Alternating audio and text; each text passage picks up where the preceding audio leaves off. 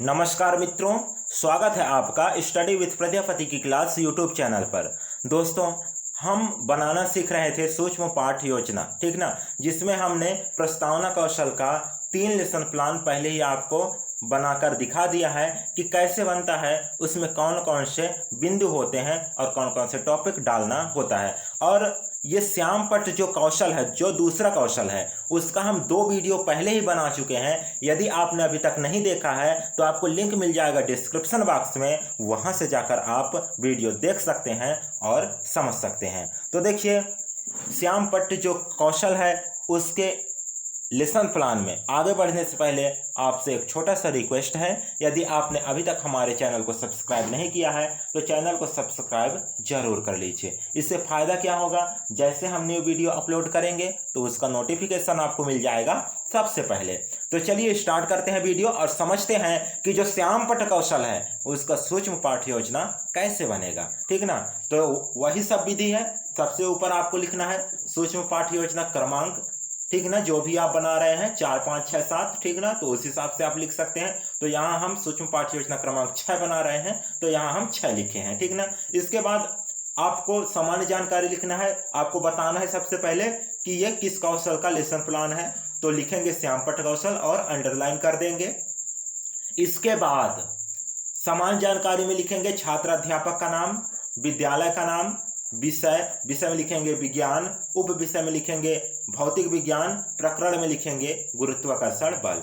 इसके बाद second side में आपको लिखना है दिनांक, दिन, कालखंड, समयावधि और कक्षा, ठीक ना। तो देखिए, जो मेन लेसन प्लान होता है उसका जो समयावधि है वो होता है 45 मिनट, ठीक ना। तो इसको आपको ध्यान में रखना है। लेकिन जो सूक्ष्म पाठ योजना है, माइक्रो टीचिंग लेसन प्लान है, इसका जो समयावधि होता है वो होता है 6 मिनट, ठीक है। अब यहाँ ध्यान दीजिएगा विद्यालय का नाम। तो उस समय तो आप विद्यालय में थे नहीं, जब प्रैक्टिस कर रहे थे तो कहाँ थे, महाविद्यालय में, जहाँ आपको प्रशिक्षण दिया जाता है। जिस भी शैक्षणिक संस्थान में हो, जिस भी कॉलेज में हो, जहाँ आप BEd या D.Ed कर रहे हैं, उस संस्था का नाम आपको लिख देना है।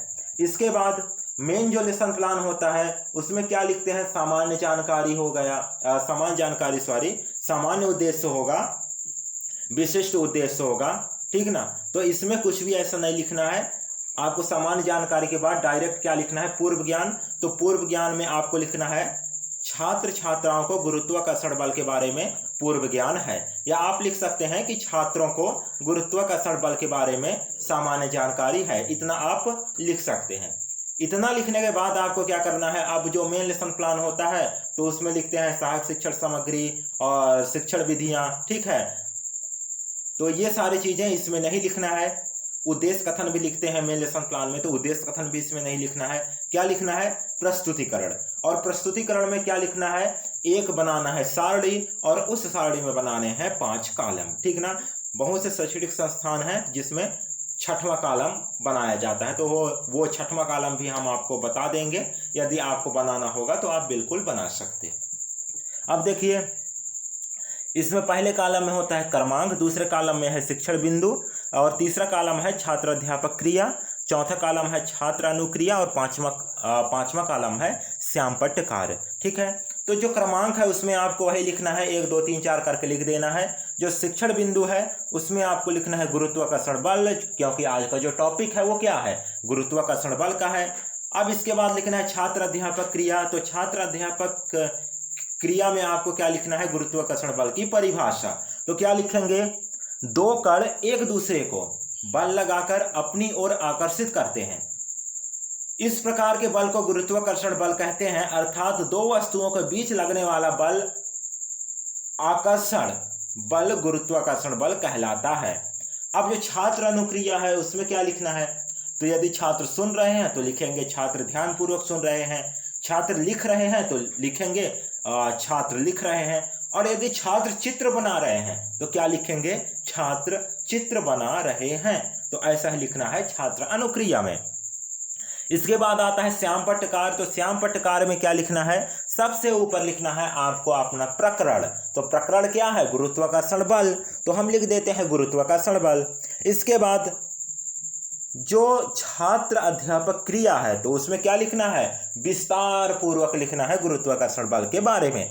लेकिन जो श्यामपट्ट कार्य है उसमें लिखना है शॉर्ट फॉर्म में, ठीक ना, सिर्फ बच्चों को समझाने के लिए।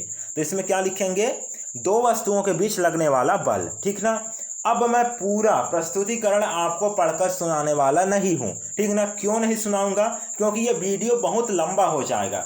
अब जब वीडियो बहुत लंबा हो जाएगा तो आपको भी देखने का मन नहीं करेगा, ठीक ना। इतना तो आप आपको समझ में आ गया कि प्रस्तुतिकरण बनेगा कैसे, ठीक है।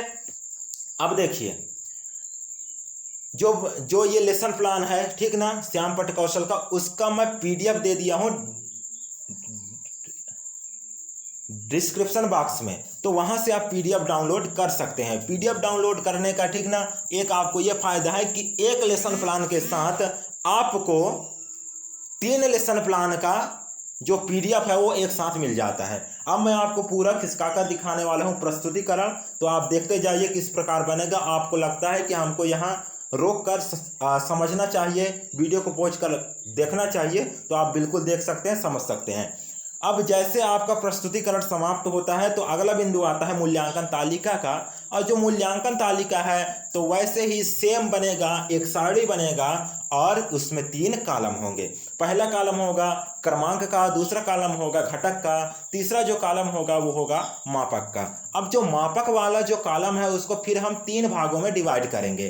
पहला है निम्न, दूसरा है सामान्य और तीसरा है उच्च, ठीक ना।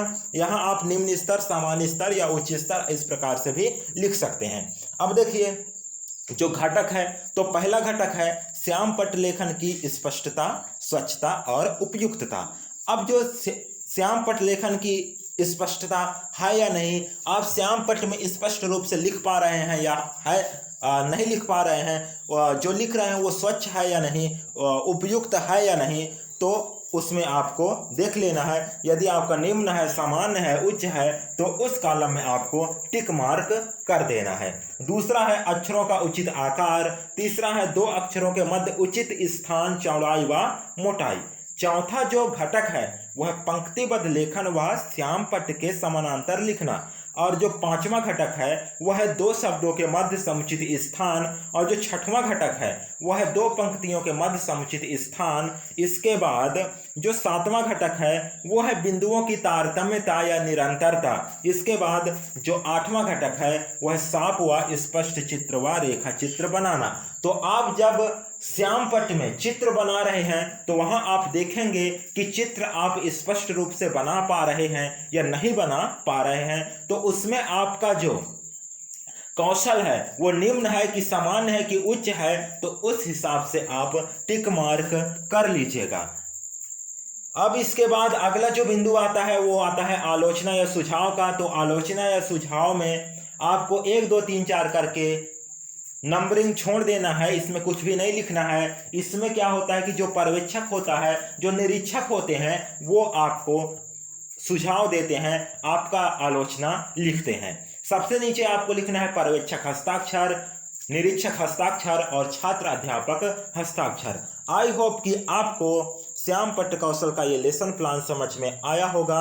यदि वीडियो अच्छा लगा हो तो वीडियो को लाइक कर दीजिएगा, और अभी तक आपने हमारे चैनल को सब्सक्राइब नहीं किया है तो चैनल को सब्सक्राइब जरूर कर लीजिएगा, और अपने मित्रों के साथ, अपने दोस्तों के साथ, अपने सहपाठियों के साथ, अपने फ्रेंड के साथ ज़्यादा से ज़्यादा शेयर जरूर कीजिएगा। फिर मिलते हैं नेक्स्ट वीडियो में नेक्स्ट शिक्षण कौशल के साथ।